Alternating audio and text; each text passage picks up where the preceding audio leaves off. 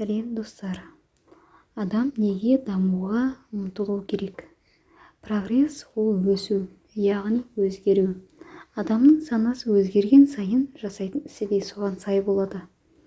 Дәл сол білім мен тәжірибе сізді өсіреді. Солай адам жақсы өмірге ұмтылады.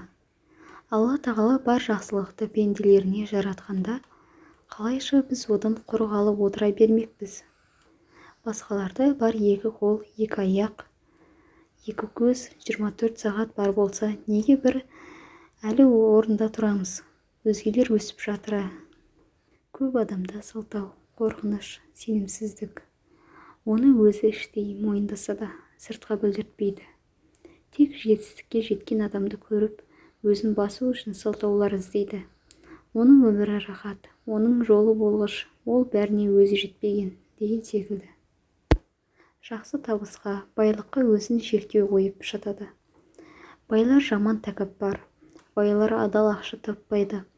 Ақша адамды құртады, бетпейтін сылтау шектеулер.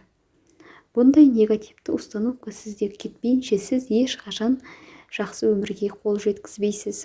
Сөзсіз, себебі адам өзі өзгермейінше, Алла оның жағдайын өзгертпейді. Оған дәлел мына аят. Шын мәнінде адам өзі өзгермейінше, Алла оның жағдайын өзгертпейді. Рахат сүресі 11 аяты. Жетістікке қол жеткізген адамға қызыға қараймын. Әрқашан, себебі оған қаншама күш-жігер, мықтылық, төзімділік, табандылық, таусылмас қабілет керек. Ондай адамдарға сөз келтірмес бұрын алдымен сол адамға дейін деңгейіне жету керек, немесе асу керек.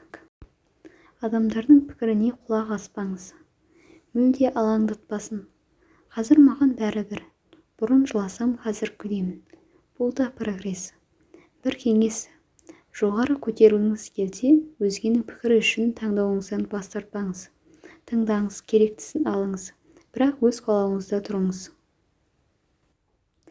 Сізге не керек екенін Алла біледі, жүрегіңіз сезеді.